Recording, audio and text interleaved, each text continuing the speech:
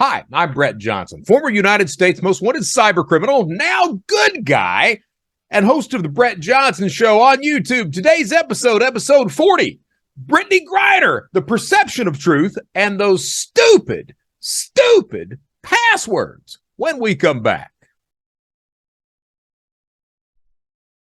All right, so we're back to the Brett Johnson Show. Today's episode, Britney Griner, the perception of truth, and those stupid, and I mean really friggin' stupid, passwords. So let's just dive right in. I was getting ready to record this episode. I was on LinkedIn, and Candy Zabka, she posted something about the TikTok. Now, I don't know about you guys, but I love me some TikTok. As a matter of fact, I was on Newsmax just about a week and a half ago talking about TikTok. And I was like, hey, the Chinese, they can catch all your data. But man, that app, that mother is sure fun to use. I mean, every time I'm in the bathroom, I've got me some TikTok going. And that algorithm, man, that algorithm is the shit. Let's just be honest. That algorithm is the best algorithm I've ever seen.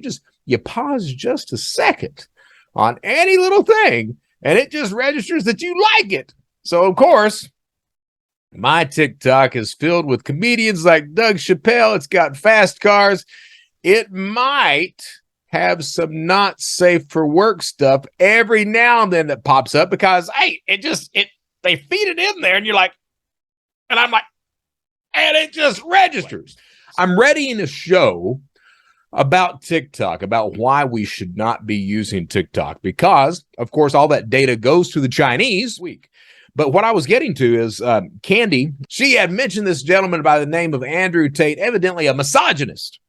And the funny thing is I had actually read something about him the night before regarding TikTok. Dwayne Johnson, The Rock, had quoted Andrew Tate on one of his feeds. And I was like, okay, what the hell is going on here? And this is from Essentially Sports, this story is, and I'll have all these stories that I'm mentioning in the show notes. But the story is from Essentially Sports, and it says, Dwayne Johnson, who is already facing backlash, caught quoting misogynist Andrew Tate. So I was like, what the hell, man? What's Dwayne Johnson done now? Because as far as I can tell, Dwayne "The Rock" Johnson is just an outstanding human being. So I scrolled down in the story, and the quote, The Rock says, the person who goes to the gym, regardless of how they feel, will always beat the person who goes to the gym when they feel like going to the gym. And I was sitting there thinking, well, shit, that's just true. I mean, I learned that in prison. It's not, you don't go out into the yard and lift weights just because you feel like it that day. You do it regardless of how you feel.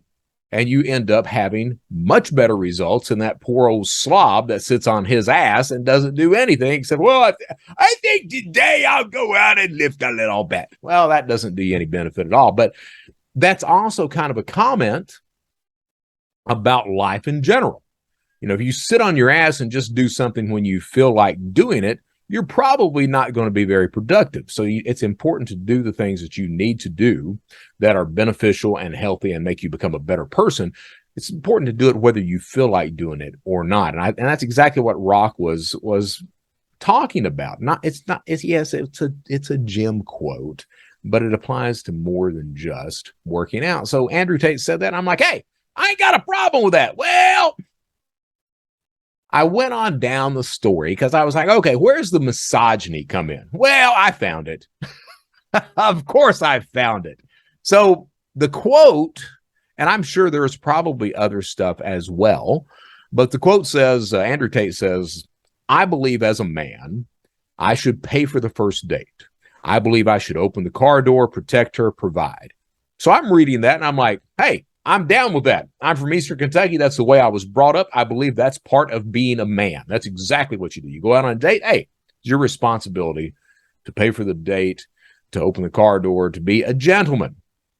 Now, if the lady doesn't want you to do that, hey, okay, that's fine. But you know what? I come to the party with that in mind, that, hey, it's my responsibility to do this. I want to do this as the man. So he says, this is what he says. He says, I believe it as a man, I should pay for the first date. I believe I should open the car door, protect her, provide. I believe she is my woman. So I'm still agreeing with that. But here's where things kind of start to go off the rails. And this is one of the things I've noticed a lot on a lot of these with these social media personalities. They'll start saying something that everyone can agree with, and then somewhere along the line they morph it, they twist it so that while it's like they get you agreeing, and as long as it's like a salesperson, a salesperson, they'll get you saying yes, and the possibility of you continuing to say yes is pretty high like that, and then they'll throw you the price out there. Oh yeah, I'll pay that. So this guy starts out saying something that I can get behind, that I can agree with, and then he starts veering off in the hopes that most people will continue to co-sign on to it and agree. And I think that's what most people do with this Andrew Tate guy. What he says, and this is where I start to really kind of veer off with the guy. I believe as a man, I should pay for the first date. I believe I should open the car door, protect her, provide. I believe she is my woman. I do believe that. This is just me talking now. I do believe that. But the flip side of that is I also believe that I am her man. Tate leaves that part out. He says, I believe she is my woman. So he kind of puts that little ownership thing. He's poking the bear a little bit. Hey, yeah, you mine. Yeah, I'm mine, but you mine too. No, if you're going to do that, I'm hers, she's mine. He leaves that part out. I believe she is my woman. She should come to me with her problems, and I should fix them. Okay, that's just man mentality there. A woman, a lot of the time, you get your wife come to you, and she's got some problems and all that, and then the man wants to fix it, wants to jump in and fix it. A lot of the times, woman doesn't want a man to fix it. Woman wants a man to shut his ass up, sit there, and just listen for a minute. But no, we men, we're fixers. We like to fix things. So Tate says that. He says, that I believe I should fix them. If that makes me a sexist and horrible person, fine. So, I'm like, okay. So I understand what you're saying there. I can kind of get behind that. And he even says, you agree with the baseline, and everyone agrees with the foundations of what I say. But when I build on top of it, they try to pretend I am sexist. So I'm like, here it comes. Here it comes. This is where he's going to go off the rails right here. So he says, by extension, if I have a responsibility over her, then I must have a degree of authority. Well, that, my friend, that would tag you as a misogynist. Rightfully so. Here's the deal. While it is, and I believe that it is a man's responsibility to want to do that, to want to pay for the first date, to want to open the door, to want to be a gentleman, to want to provide and protect and solve these problems, I believe that he should want to do that, that it's his responsibility to want to do that. That does not mean that you have any ownership or control over that person. You are choosing to do that. All right, it's much like, I kind of reckon it too. I went through some counseling back a few years ago, and the counselor, he looks at me at one point. It's kind of a weird segue, but I think it feeds into what I'm talking about here. The counselor looks at me and he's like, so your parents, when they gave birth to you, do you view that as a gift, as a blessing? And my answer was absolutely. Absolutely. They didn't have to bring me into the world, but they did. And that was the gift of life, which was given to me. So absolutely, I view that as a blessing.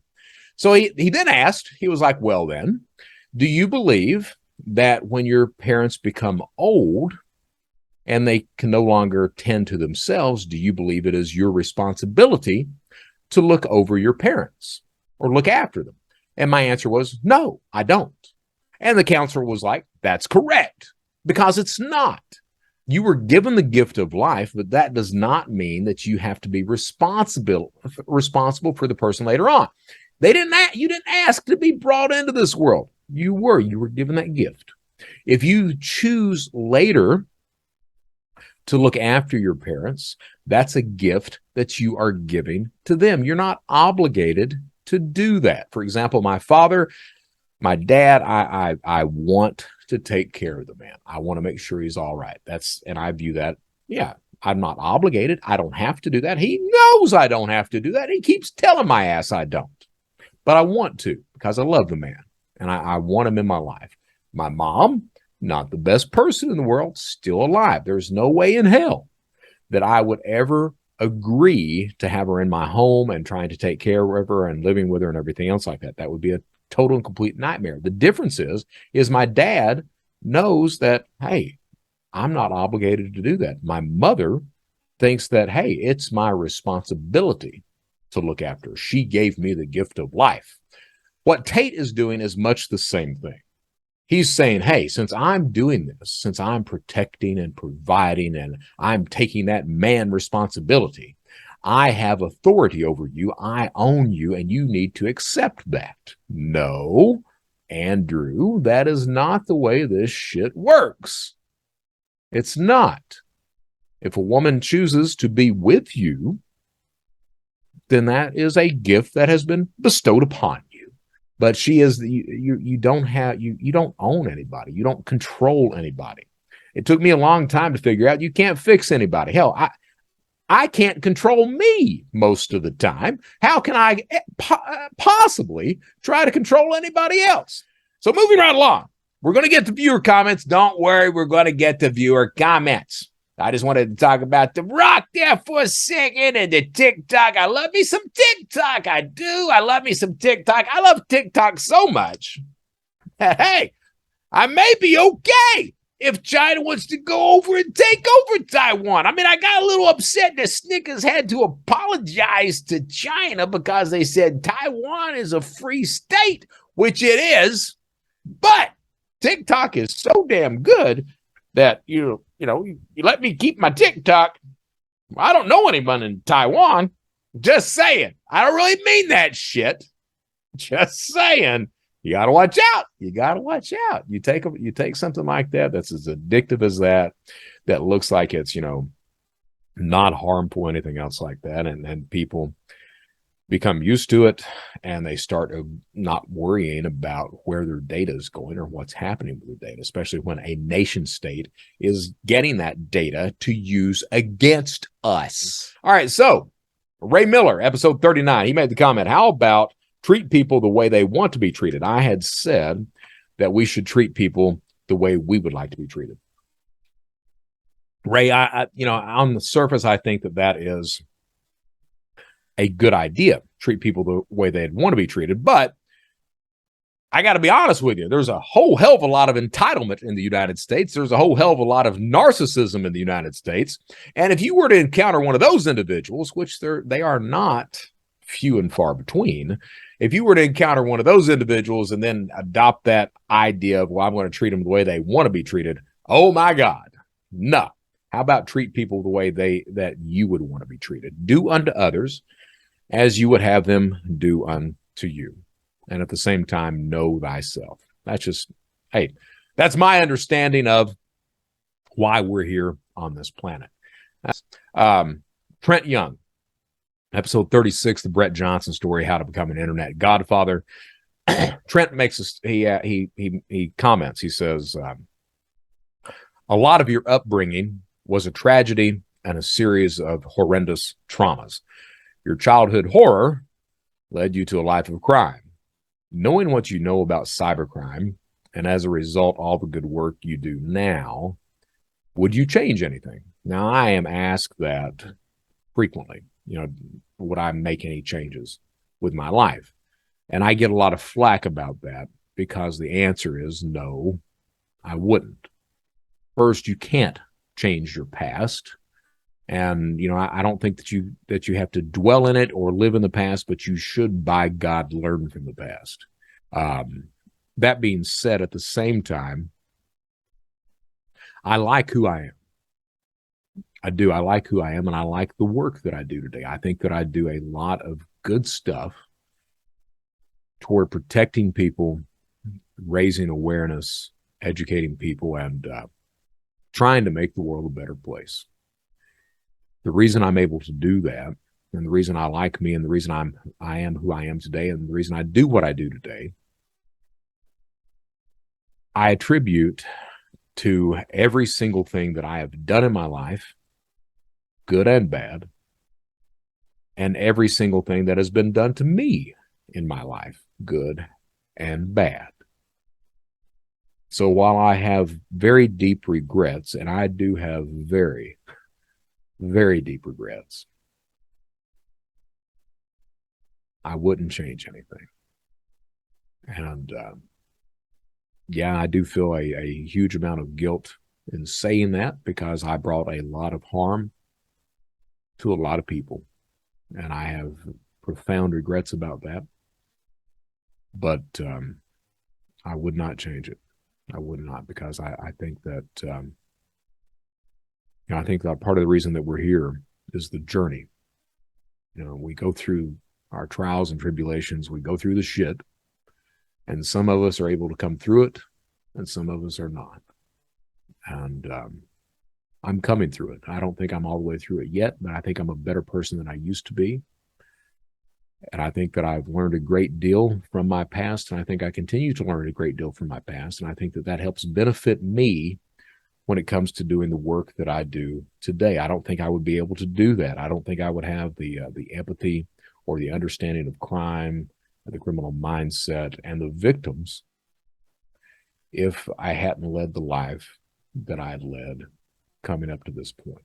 So no, I would not change anything, and I'm sorry for saying that.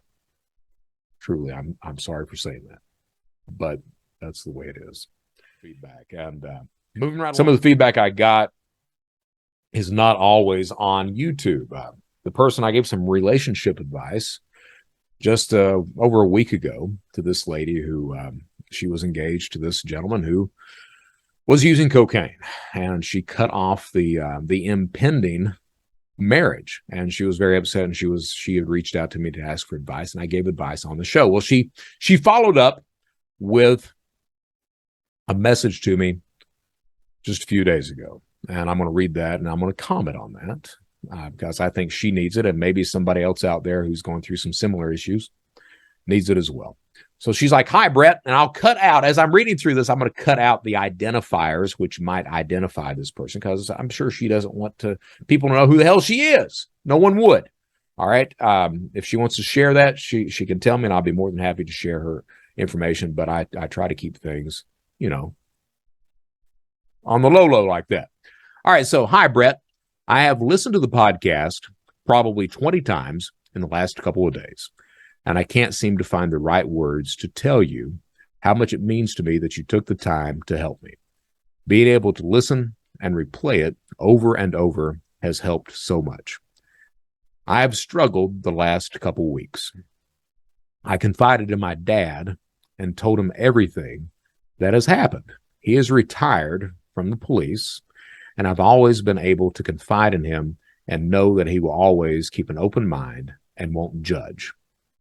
This time, I was kind of disappointed. He wants us to stay together. I needed him to agree with my decisions so I don't second guess myself. And I'm just going to stop to refresh everyone here. So this lady had reached out to me. Her fiance has been smoking crack, and this is not his first rodeo. It's evidently been happening a few times. She's caught him at it a few times. He's also he spent some time incarcerated, things like that. And my statement has always been, someone who's addicted, the addiction comes first. You cannot love someone when you have an addiction problem, whether it's to a substance, whether it's to crime like I used to be, anything else like that. And I've been on both sides of that fence. I've been the person who has been addicted to crime in my case, and I put my addiction in front of every single relationship that I had. And I've been the person that was in love with someone who had an addiction and saw that flip side as well. So I've got, the viewpoint and insight from both sides. And that's why she reached out to me. So she tells her dad, and her dad's like, you ought to stay with the guy. So we'll continue from there. This time I was kind of disappointed. He wants us to stay together. I needed him to agree with my decision so I don't second guess myself. He says I am being irrational and too hard on him. He didn't see any of the symptoms, so I guess he could be in denial. Being that we live on my parents' property, My ex pretty much filled the spot that my brother won't when it comes to caring for my father. They grew to be really close, and my dad may even be more heartbroken than I am. He is supportive, but is still grasping at reasons and ways for us to stay together. Our wedding date was set for 2023. September of 2023 is my parents' wedding anniversary. Since my dad's health isn't getting any better, we decided to get married in September of this year. Just immediate family, around 10 of us. I wanted my dad to be able to walk me down the aisle and give me away. Doesn't look like he's ever going to be able to walk again, but I wanted him to see me get married. Now, every time I think about the wedding, it breaks my heart knowing that my dad will not see me get married. He is going to die and not have any comfort in knowing that I will be protected and taken care of. I did have my ex listen to the podcast. He said that you are a very smart guy and everything you said is dead on. He admitted that it was very hard to hear those things, but it's all true, and he has to live with the consequences of his decision. I tried to keep this brief, and this young lady, she goes on from there. So here's the thing. I absolutely understand what your dad's going through. Your dad, you've been with this gentleman for a while. You've had a relationship, and not only that, but your dad has a relationship with your fiance too. And what I'm going to tell you is that at the end of the day, you have to make yourself healthy first. The relationship that you are in with this gentleman is not a healthy relationship. It's a relationship that's got a lot of dishonesty on his part. He's been lying to you.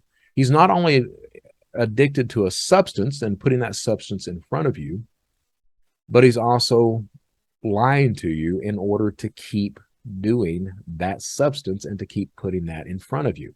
Because of that, it's very unhealthy. You've been accepting that, and you've been becoming less of you and less of a person because you've been having to accept that and deal with that and justify that from your end.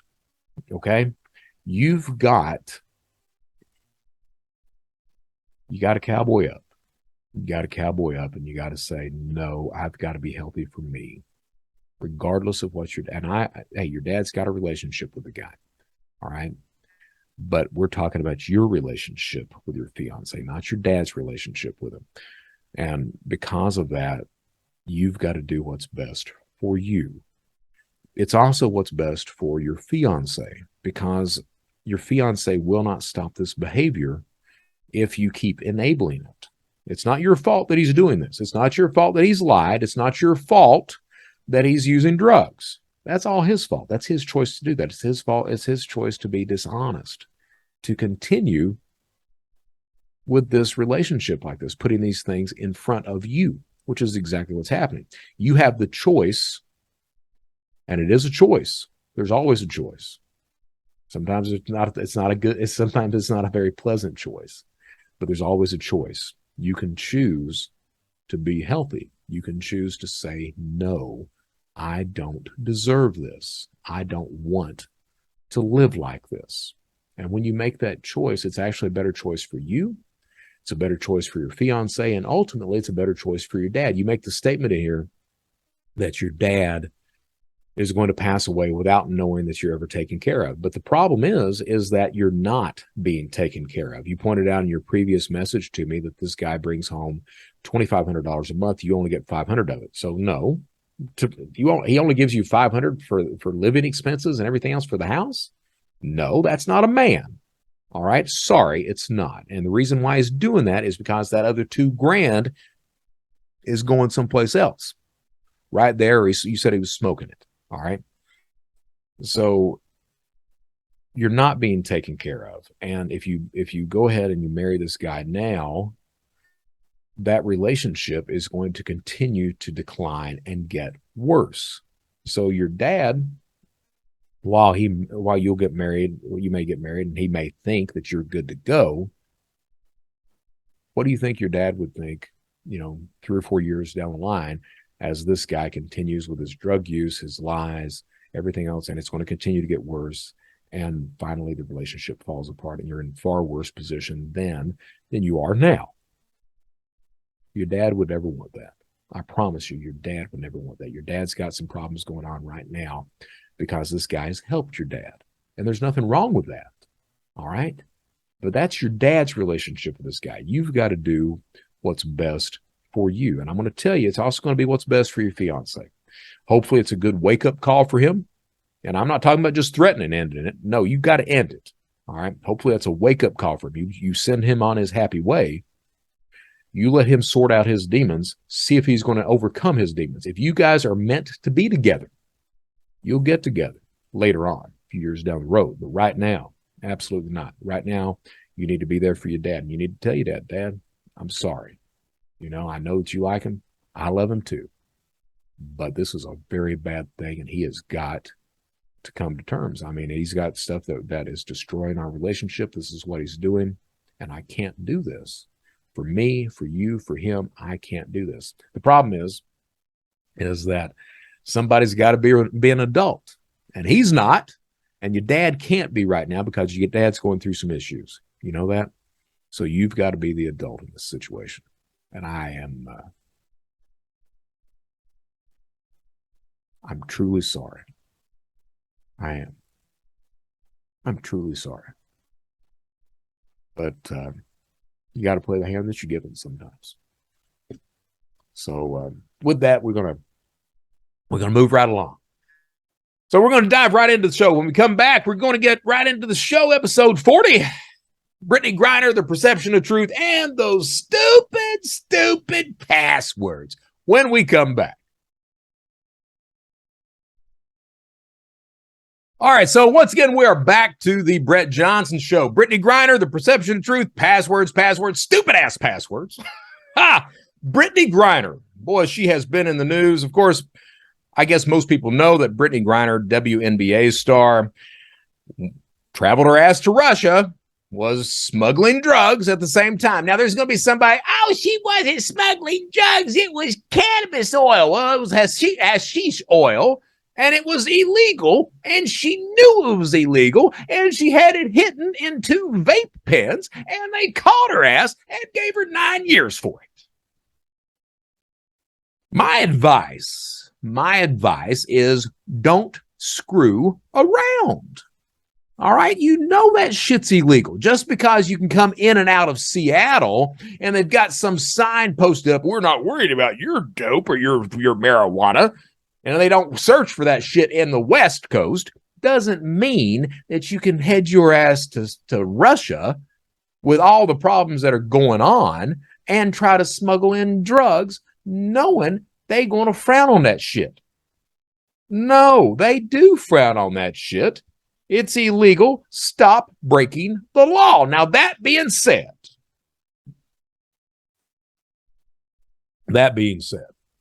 these marijuana convictions in the United States, I served 7.5 years in federal prison. I had a whole shitload of people, inmates, friends, that were serving time for marijuana convictions. Dustin Costa, a friend of mine, he was in Humboldt County, California. He was arrested with 902 marijuana plants. This guy was on state charges. The state charged him. All right. Now, the state, California's okay with pot. And Dustin was doing everything just fine, everything else. So Dustin's going to court and everything else. And the state actually drops his charges. As soon as the state drops the charges, the feds pick it up. And they give Dustin, I think they gave him like 15 years. See, Dustin took it to trial. And his lawyer, Dustin, was wanting to say it was medical cannabis. Well, in the federal system, you cannot use a medical defense for marijuana. It's not allowed.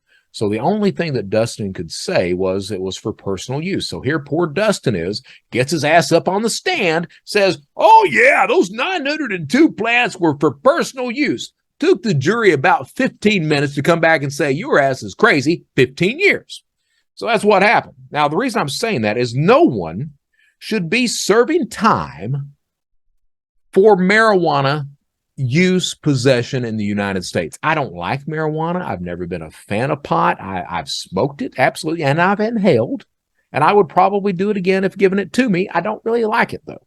I'm not going to search it out. If somebody's got some of it, maybe I'll take a toke, maybe not. Don't really give a shit, honestly. Don't like it because I'm the guy that likes to keep control, and I lose track of time when I smoke some dope. So I ain't going to do it. All right?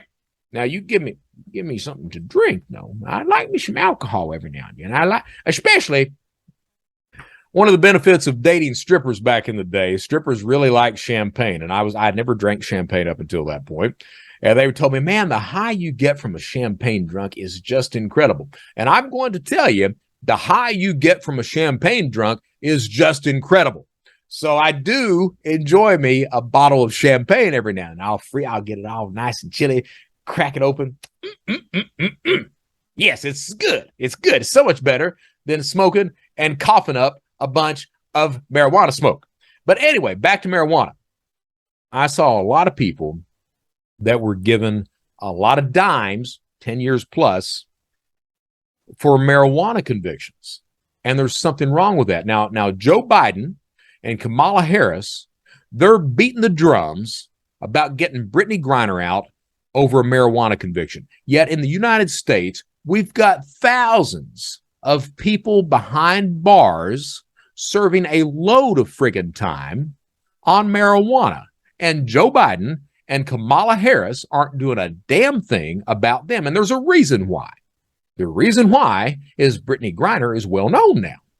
She's beating that drum on her side. Her people are beating that drum, and the media is beating that drum, but they don't give a damn about all these other Americans that are serving time for marijuana. And there's a problem with that. There's a real problem with that. And I don't know if you guys knew, and I'm going to give you some education right now. In the federal system has over a 99%, it's 99.6% conviction rate. If you're charged federally, the chances of you being convicted are over 99.6%. And there's a couple of reasons for that. If you're the way the federal system works, most convictions are a result of a plea bargain. As a matter of fact, in the federal system, 90 to 95% of all federal cases are solved or settled through a plea agreement. And here's what happens. All right. And I was no different. My plea agreement comes up and I was offered to say, here's your plea agreement. Your sentence guidelines are going to be somewhere between 60 to 75 months. And I was like, well, what happens if I take it to trial? Well, if you take it to trial, we're going to give you 20 years. And they mean that shit. When I was working for the Secret Service, they arrested some people that were doing mortgage fraud. And the plea agreement that was given to them was, hey, you can plea out, you'll serve 18 months. Well, they chose not to plea out, and they gave them anywhere from 7 to 13 years. And that kind of shit is common. That's the way the plea system works in the federal system. You get the prosecutor. Prosecutor doesn't want to do a whole lot. Prosecutors got to work a lot of work on their table to begin with.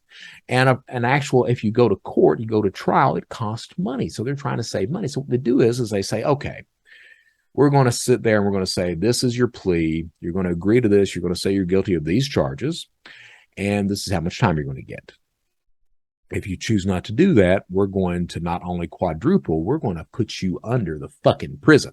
So you can plea out at 18 months, or we'll give you 7 to 13 years. What do you want to do? And they mean that. That's exactly why they have a 99.6% plus conviction rate. Now, that is not fair because a lot of the people that are convicted are poor. A lot of the people that are convicted are not white guys. They're people of color. See, it's very easy to arrest people that don't have the means to hire effective representation. So they're giving public pretenders. And those public pretenders, those public defenders may be handling 30, 60, 90, 100 plus cases while they're trying to take care of this guy. So those public defenders are all about the plea agreement. And I've seen it. I saw it on the state side, saw it on the federal side. State side, I was in South Carolina. I'd see someone coming in arrested with just a weapons weapons charge. They had no other charges, no other real criminal history whatsoever. They were not felons. They were arrested with a weapon. Before they even went to arraignment, the prosecutors were coming in with plea agreements saying plea out to 12 years or they're going to give you 30. And they meant that. And these guys, because they didn't know the legal system, they didn't have the money to pay for real lawyers or anything else, they didn't know anything that was going on. They were just dumb, poor people. They were signing off to 12 years. The one case where I saw the guy, the kid, prosecutor comes in, gives him a plea agreement for 12 years. The kid says, fuck you, we're taking it to trial. That's before the arraignment even comes up. At the arraignment, the judge looks at the paperwork, throws the damn case out. That's what I'm talking. The federal system, the prison system, the justice system in the United States needs some work because it targets, it's set up so that you don't get a fair trial. Hell, you don't even go to trial. Because if you go to trial, you're probably never going to get your ass out of prison.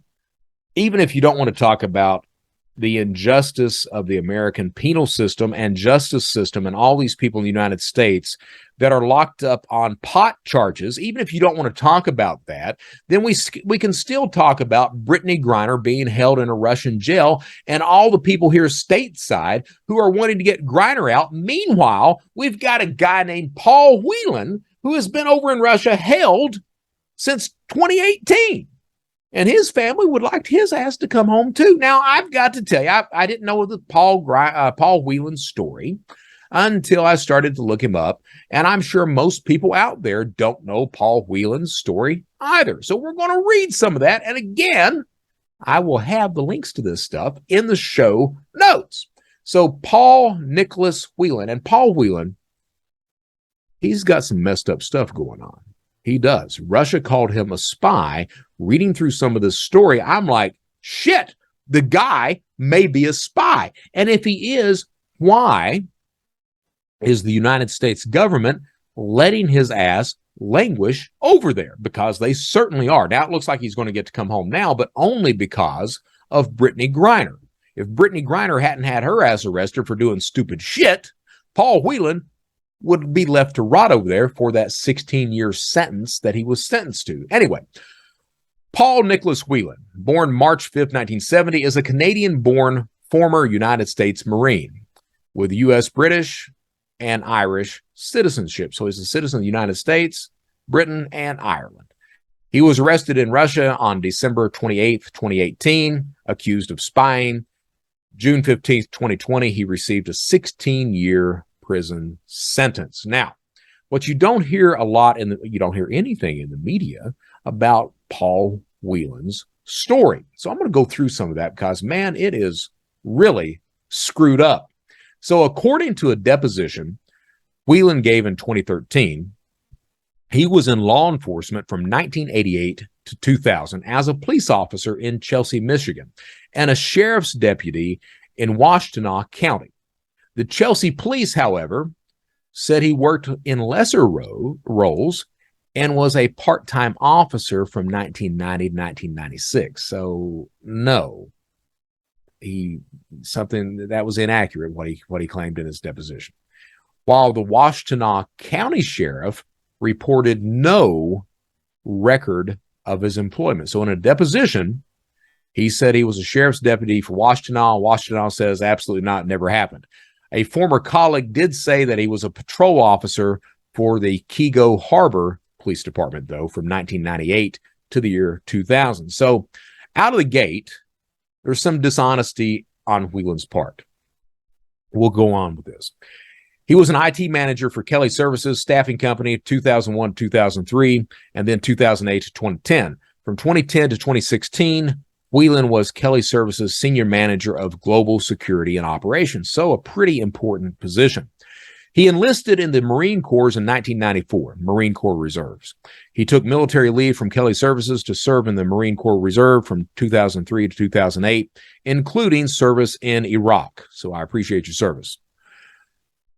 He held the rank of Staff Sergeant with Marine Air Control, Group 38, working as an administrative clerk and as administrative chief, and was part of Operation Iraqi Freedom.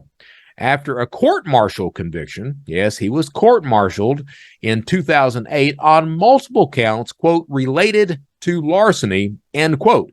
He was sentenced to 60 days restriction, reduced to a grade E4, and received a bad conduct discharge. So not, what we're reading so far, not really the best guy in the world. Just saying, not really the best guy. The specific charges against him included attempting to steal more than $10,000 in 2006 in Iraq and using, here's what's interesting. This is where this whole story is really interesting. And using false Social Security numbers to create a false account on a government computer system to grade his own examination. So he's got some skills. He does. He's a bit of an idiot, but he's got some skills. Hey, I'm a bit of an idiot, but I got some skills too. So hey, it's kind of like he's my dumbass brother to an extent. When arrested in Russia, Whelan was director of global security and investigations for Borg Warner. So he gets court-martialed, discharged, all this shit's going on. He still gets a gig for Borg Warner as director of global security and investigations. I find that a little odd.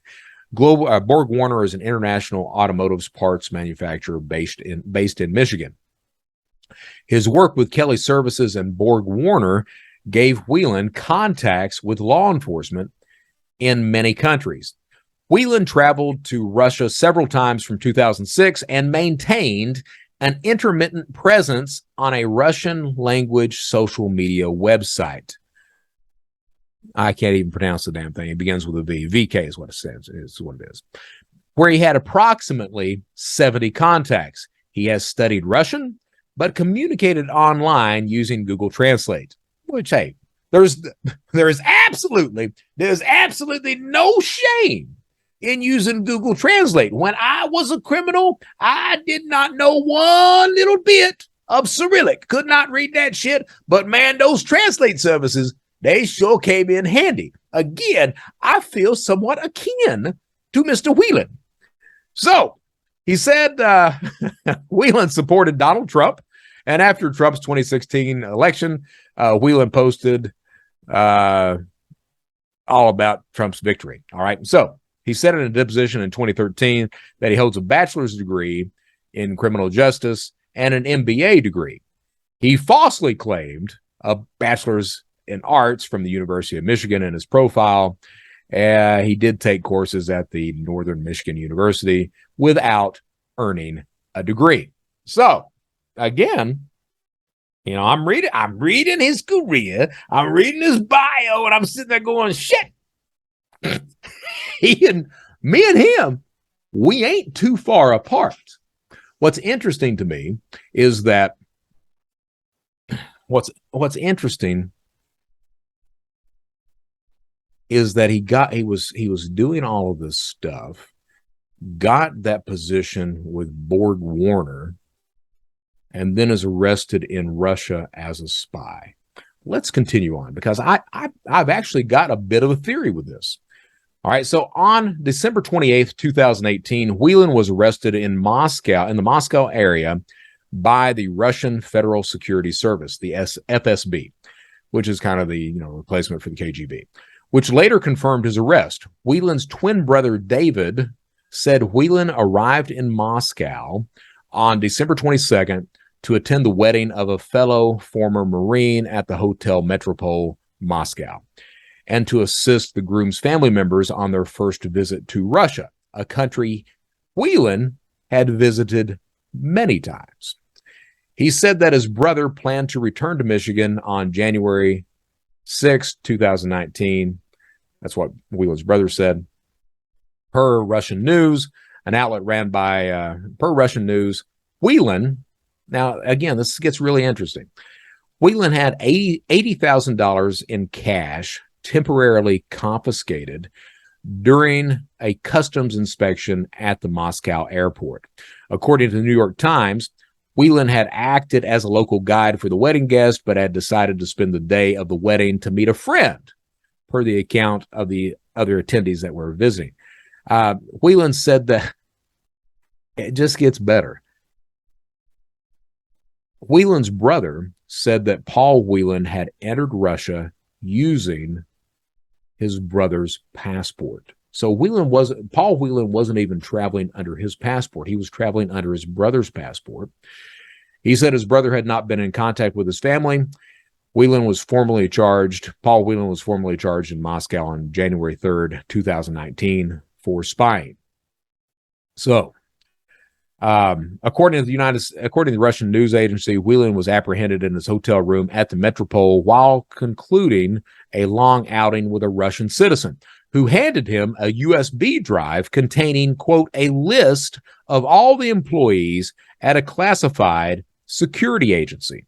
The independent Latvian-based publication, Meduza, reported that the wedding attendees all banded close together for the duration of the holiday and were taken aback by Whelan's decision to spend the day alone. It goes from there. It turns out that the person that he got the thumb drive from was a member of the FSB and former military and everything else. It also turns out that Whelan had bragged about being able to get all of this information regarding Russian classified materials. So, given all that, and again, leading up to this shit, I'm like, shit, he's not too far away.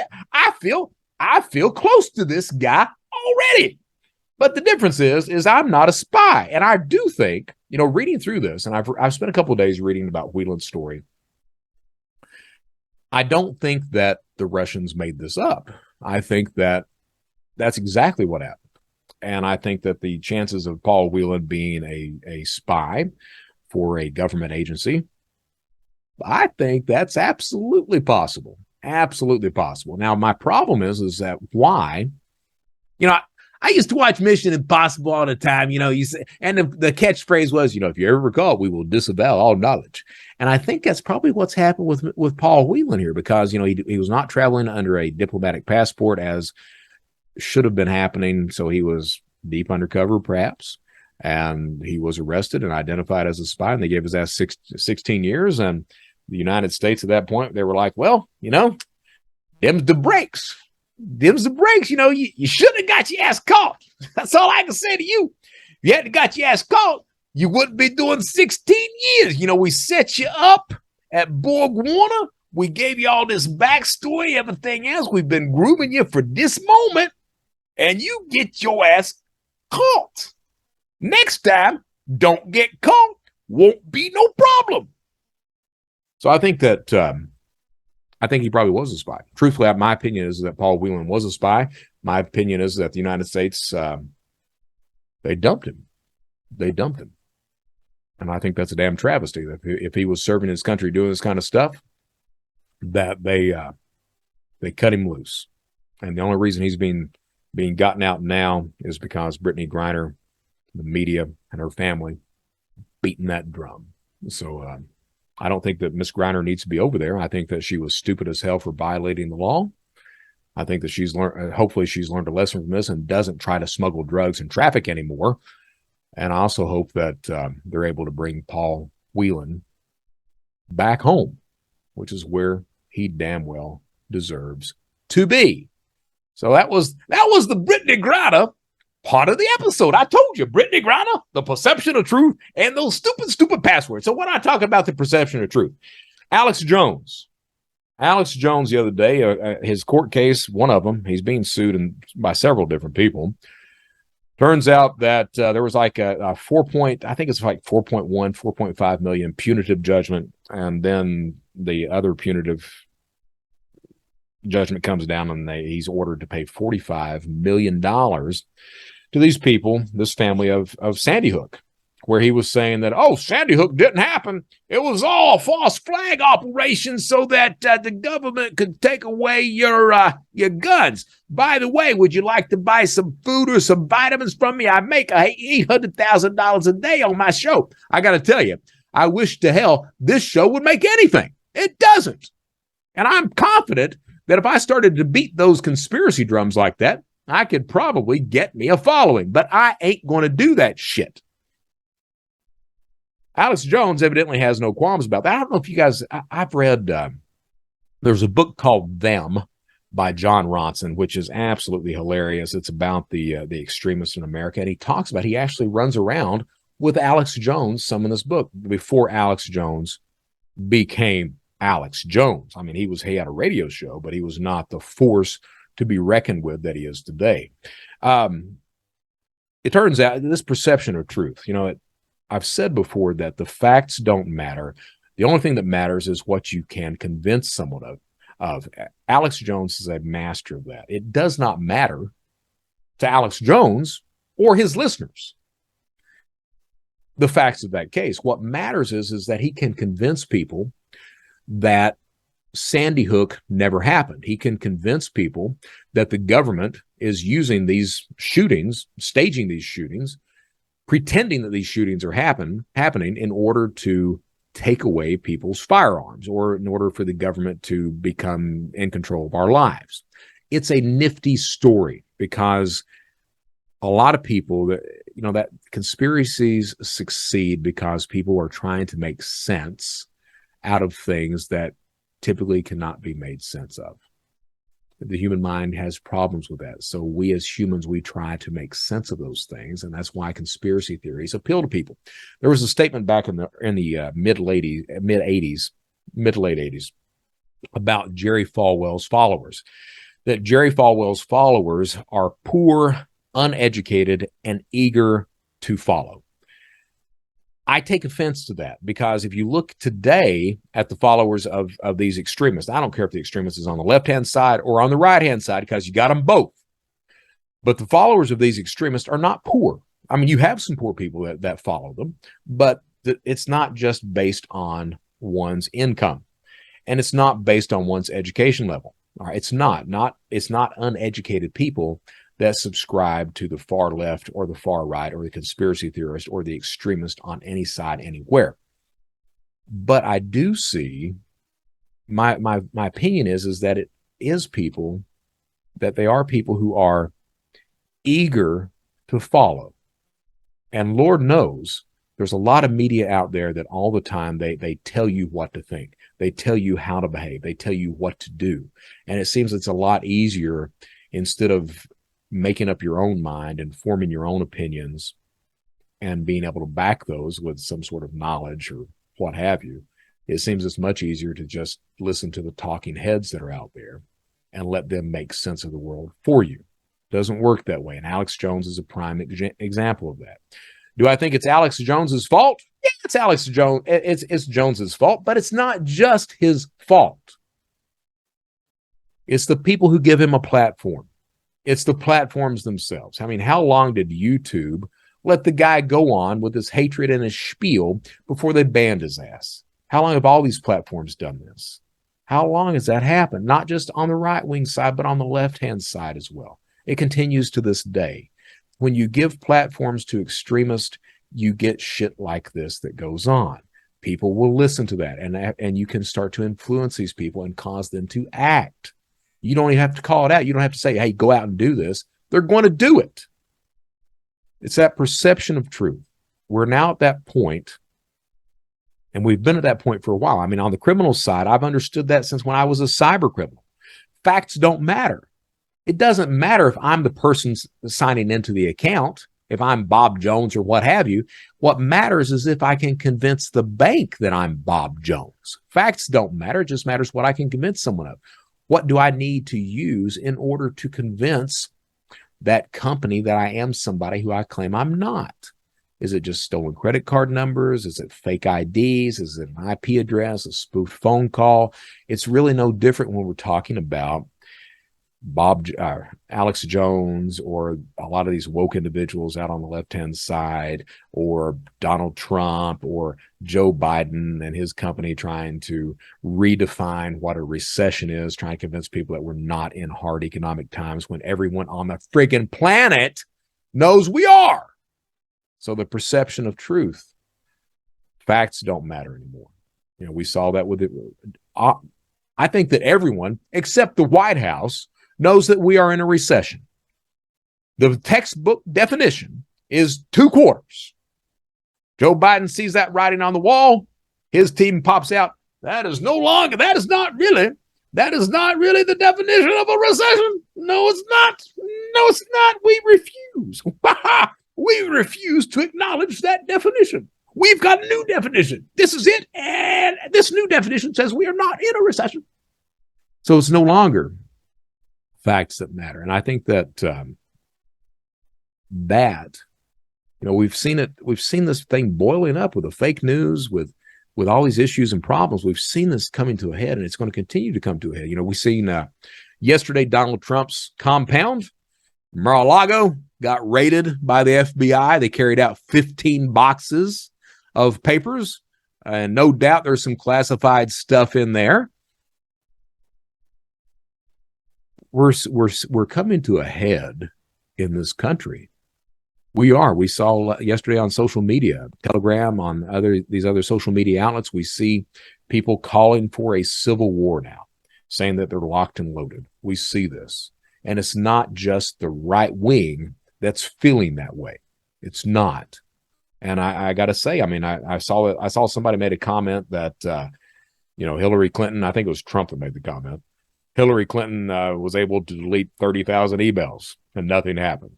And why are they picking on me? Well, yep, Hillary did that shit, but I don't like Hillary either. All right? I don't like you either. But something's wrong. I do believe that the January 6 hearings, by and large, are a dog and pony show in order to appeal to the left's base. Let them know they're doing something. But are we really moving to get forward as a country and as a people? I'm not even worried about the country. I'm just worried, are we moving forward as a people? Instead of helping each other, it looks like we're busy trying to isolate ourselves in our own little tribes, and it's one tribe against another. Instead of trying to work together to be better and to help each other become better people, we're busy isolating and doing as much damage as we can. Alex Jones is a prime example of that. You want another example of that? Ukraine, Amnesty International. So the other day, Amnesty International, their Twitter account, they post this thing saying that, hey, the Ukrainian government is setting up weapons and military operations. They're setting that up in civilian populated areas so that the Russians don't bomb their installments, which is, you may not know this, but supposedly there's a thing called a fair war. And the Articles of a Fair War says you can't do that shit. Now, we've actually heard these stories before. When Israel is engaged with Palestinian forces, Israel often says that, hey, they're setting up their missile batteries, they're setting up their military installments in daycare centers or in hospitals and things like that. And that's exactly what Amnesty International was saying that Ukraine was doing. Well, is that true? Maybe not, because the following day, the head of Amnesty International in the Ukraine stepped down, saying basically that Amnesty International was just a parrot for the Russian government. Is that true? I don't know, because the first thing that goes out the door in times of war is truth. That's the first thing that goes on both sides. So is the Ukraine doing that? I find it kind of hard to believe that the Ukraine is doing that when we see, and we've seen it on video, Ukraine evacuating cities, hospitals, malls, all these other areas because they're scared that Russia is going to bomb, and Russia is bombing those areas. So if they're setting up these military installations in these civilian areas, why would the Ukraine be evacuating those areas? That don't make no... Look, I ain't no military genius. I ain't no strategic genius. But that don't make no sense to me. You can only do one or the other, and it's a fact that the Ukraine has been evacuating people. So it seems to me that Amnesty International spoke a little bit out of turn. Maybe, let's be honest, we've seen people like fucknut Macron over there talking about how Ukraine needs to give up some property, how they don't need to upset the Russians. Something's wrong with that. Something's wrong with that. Something's wrong where a country is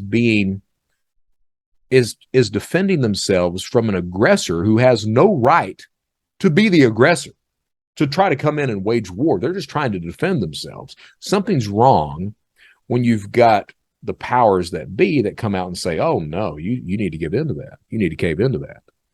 You know, that's the same thing that's happening with Taiwan and China. Taiwan is a free state. And for some reason, we in the United States are scared to say it because we're going to lose money. Snickers had to apologize because they just made they just kind of alluded to Taiwan being free.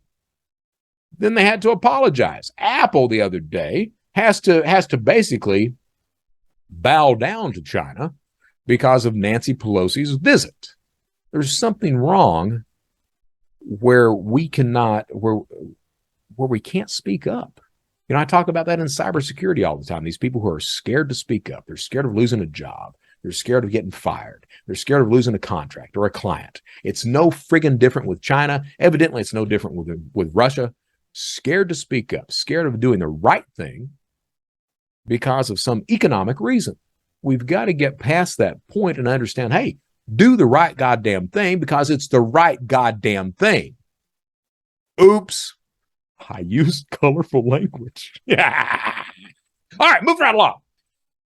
So we've got past the first 2/3 of the show. I have no idea how long this episode is going to be because we're talking about the stupid passwords now. I have said in the past that 80% of the population uses the same password and login across multiple websites, or a very similar password and login across multiple websites. That's the problem with credential stuffing.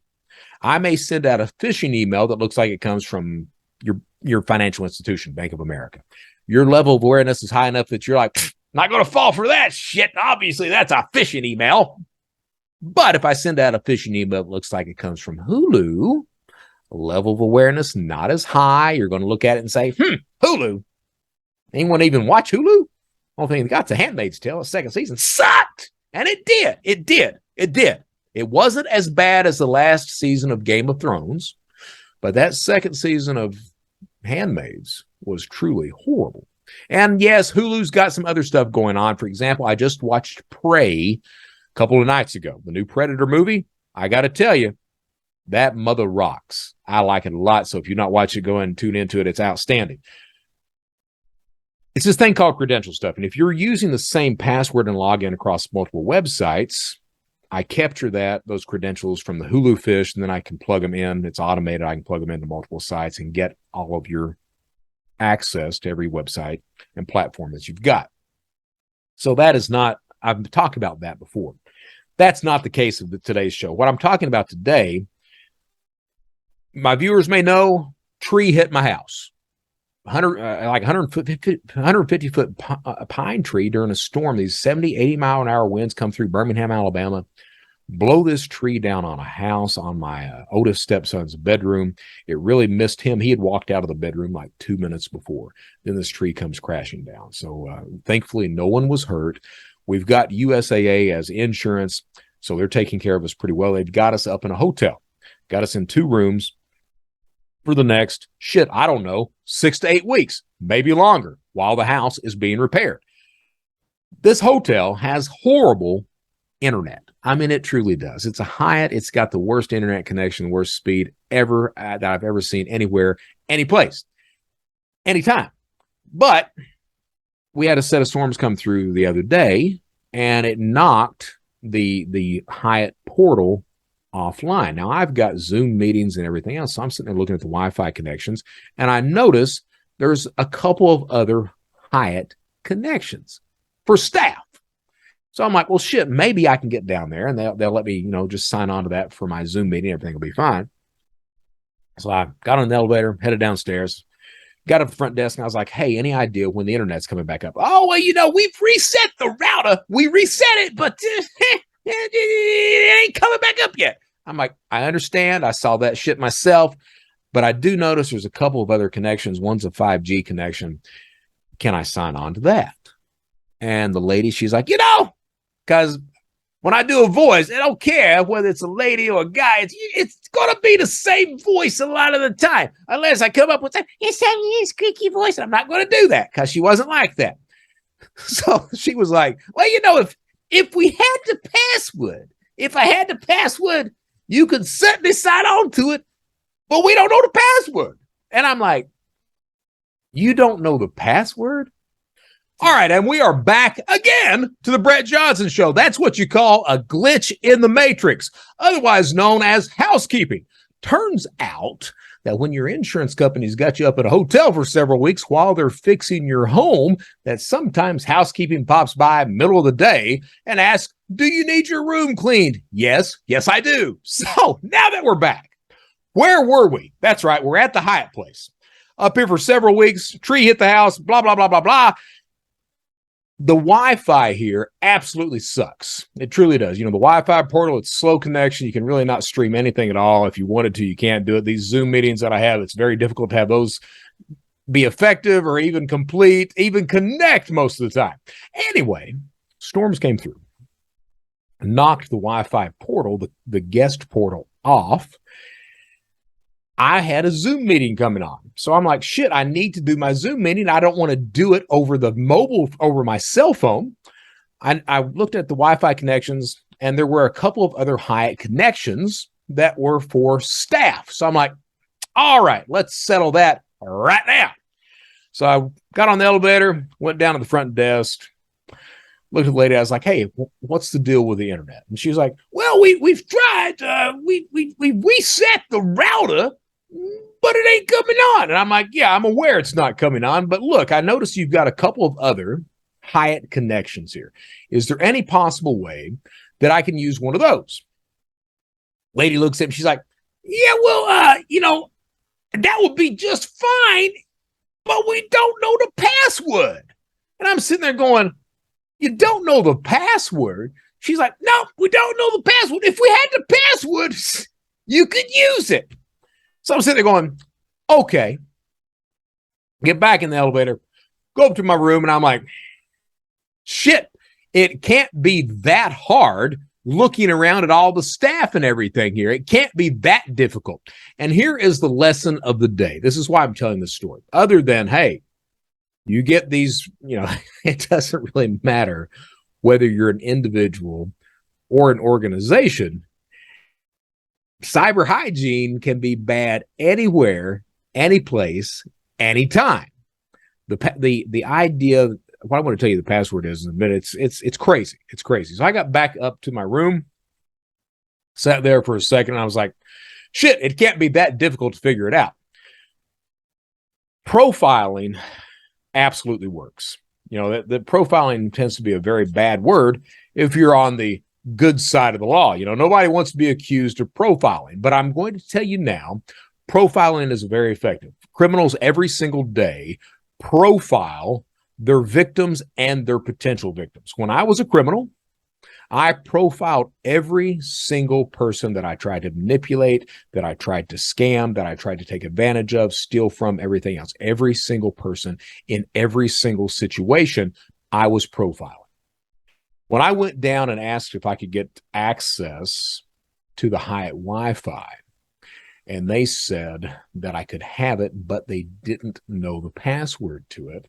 At that point in time, that criminal mindset that I have starts kicking in, and that profiling starts kicking in because I've been here a few days. I'm aware of who the staff is. I'm aware of the problems that are going on. Turns out that the entire housekeeping staff, none of them speak an ounce of English. So I'm sitting there going, okay, yet they've got access to that specific Wi-Fi. Can't be that difficult. Then I'm looking at the people that are working the counter, and they are not by any stretch of the imagination, are they the least bit tech savvy. So I'm sitting there going, can't be very difficult there either. And then I'm remembering all these other hotels that I've stayed at over the years, and how typically those passwords, if they don't have a Wi-Fi portal for the hotel itself, the password for the Wi-Fi is not horribly complicated. It's usually something like Sunny Street or the name of the hotel with is fun or great or what have you.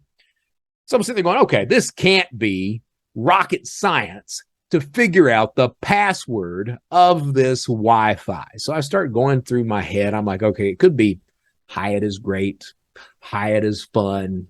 Hyatt gives us chocolate cake, whatever the hell it is. And I'm like, nah, it's going to be a little bit simpler than that, considering who all the workers are. It's going to be something really easy.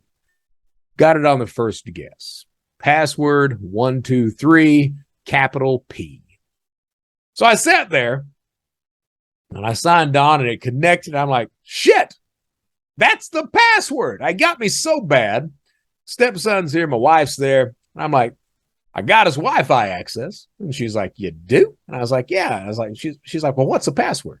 And I tell her, and she pauses. She's got the cell phone in her hand and she pauses mid-punch, like, and looks up at me. She's like, no, really, what's the password? And I tell her again. So I posted that on LinkedIn. And it goes viral right now. There's like 40,000 views. Of course, everybody's commenting, well, that's the stupidest thing ever. And then you've got people that, that's not surprising. It's not surprising at all. Passwords are always like that. You know, you get these idiots that do that. It got so bad that I had a representative from Hyatt reach out to me and simply ask, hey, tell me what's going on. So I contacted the representative. As a matter of fact, during the glitch that hit just a minute ago, I checked my messages and turns out that the representative contacted me back, wanted to know where it's a franchise where I'm at. He wanted to know some more information about it. So it looks like they're going to take care of it. The reason I bring that up, other than it just being, another example of very poor hygiene, that is not just individuals that do stupid password things. It's also organizations that do that. And there's really no other word for that. If you've got a password that's like that, and that's one of the top passwords that's listed every single year that people continue to use, and all these security people and law enforcement and everyone else says, don't use that. So every single year it continues like that. So I don't really know how else to say it other than that's just a stupid choice for a password. Use a password manager. Okay, use a password manager. That is not really the point of the story, of why I'm telling the story for you today. It's a neat story to tell, and it gives that example, yes. But the other part of that is this idea of profiling. You see, profiling is extremely effective. Yes, it can be a very evil tool. Absolutely, it can be. But it can be a very effective tool as well. There's a reason that the country of Israel continues to profile every single day everybody that flies into their country, because that shit works. There's a reason that criminals, when you're looking to scam someone, when you're looking to commit some sort of crime that needs some degree of social engineering, there's a reason that criminals profile every single day. When I was a criminal, now certainly down here at this hotel, I was profiling. I profiled the workers, understanding that the majority of them did not speak English. I understand they would have problems if you created some sort of difficult or sophisticated password. So I knew it had to be simple. I profiled the workers behind the counter, understanding that they are not the least bit tech savvy. Understanding you've got a lot of workers across the board, it's going to be one major password, so it can't be difficult in order to satisfy every single one of them. At the same time, I'm remembering all these hotels throughout my entire hotel history that have had these kind of stupid ass passwords. So it's not difficult to start trying to guess what the correct password is. It was just surprising that I got it on the first guess. Okay, to me it was surprising. I've talked to some other people who are, it's not surprising. Maybe to you it's not, but to me it was. That profiling was very effective, and it's something that kicks in. When I was a criminal, if I were committing an account takeover, I've got your credit card information, I've got your bank information, I want to take over your bank account. I call into customer service. I'm profiling from the moment the customer service agent picks up the phone. I'm trying to determine, first, is there an accent? Yeah, because that matters. For example, if I'm committing some sort of refund fraud, and you see this talked about every single day on criminal channels, if I'm trying to hit Amazon or one of these other places has an Indian call center, if that call where I'm trying to convince the company to give me my money back while I keep the product, that's refunding fraud. If the call is forwarded to an Indian processing center, call center, I'm going to have difficulty. They pay attention to that shit, and they don't like to give up anything. So when I call in, if it's somebody that's, got an Indian accent, Pakistani accent, what have you, I know immediately I don't want to engage with this person. So I hang up. So I'm profiling right out of the gate. When I used to be a criminal, I would do an account takeover. I would call into the bank. I knew I would be listening to the person on the other end of the line, the customer service rep. I'm going to determine whether they're new or not. First few words that are out of their mouth, I can understand, are they a new hire? Are they reading off of a script? Or have they been there a while? This is not their first rodeo. I'm also trying to determine how old they are. Are they young, inexperienced, or are they a little bit older and they've seen about everything everywhere? I'm going to pay attention to that. I'm going to try to determine their tone of voice, their mood, everything else, and I'll even start to feed into that if I need to. I'll start immediately, hey, how are you doing today? I'm doing pretty good here. Sucks as always. I'll start bullshitting around, trying to determine the mood and who the person is on the other end of the line so I can manipulate that. So I'm always profiling.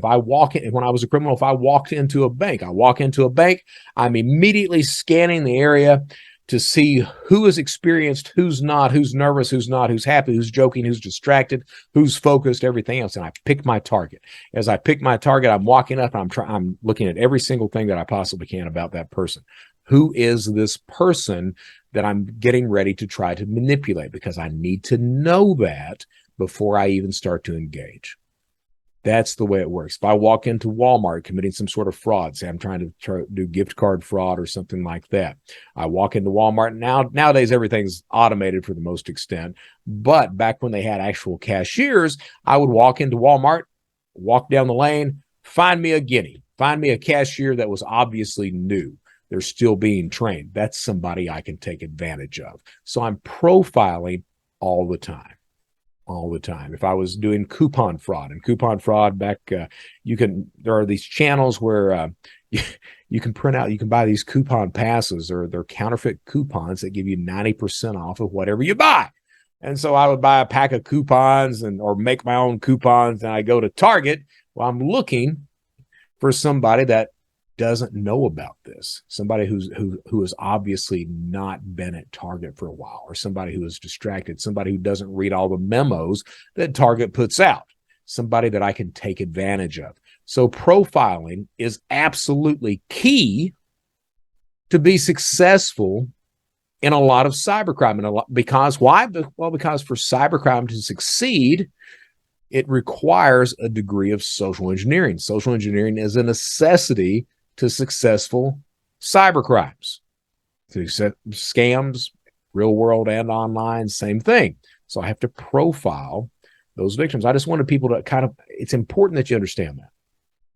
All right. I understand that a lot of people look down on profiling, and they do stupid shit. Like, we go to the airport, TSA, they don't profile, so they pick out some 98-year-old lady in a wheelchair with an oxygen tank, obviously about to die, and they figure we need to do a search of this lady. Maybe she's a bomber. No, you're just trying to hide the fact that you do still profile. And that profiling, nay, it can be effective as long as you're not some sort of racist fuck. Or sexist, or any number of problems, which human beings typically are. But as a criminal, I don't care about any of that. As a criminal, none of that matters. The only thing that matters is that when I'm trying to do something, when I'm trying to manipulate something, to succeed at something, the only thing that matters is the profiling. All of that outside stuff that people on the good guy side of the fence worry about, the ideology, the politicization, everything else, the woke environment, the right, the left, everything else, None of that matters on the cybercrime side. The only thing that matters is that I manipulate my potential victim in order to succeed and profit at the end of the day. So profiling off absolutely, positively is a necessity at successful cybercrime. And this is an example of that. The reason I say this is that, I've talked before about that situational awareness, understanding your environment in the physical world and the online world, knowing that there are predators out there, understanding that you may have someone and it may not even be that they're actually talking to you. They may be looking at your LinkedIn profile or your Facebook page or anything else like that. You can profile someone by looking at stuff like that. You need to be aware of that. What can people determine about you in order to manipulate you by looking at your social media or by talking to you on the phone, by engaging with you? Understand that. Understand your place in the cybercrime spectrum. Understand that profiling is effective. It does work. Criminals do that. Once you understand and accept that, then counter that by having that situational awareness, understanding what do I need to share online, what don't I need to share online, who am I engaging with, and always anticipate that someone may be trying to take advantage of you. My name is Brett Johnson. This is the Brett Johnson Show. What do we say? We say stay safe, stay secure, and stay vigilant. Ha ha! More importantly, this is the Brett Johnson Show. At the end of the day, just do the right damn thing. I am Brett Johnson. Thank you so much for watching.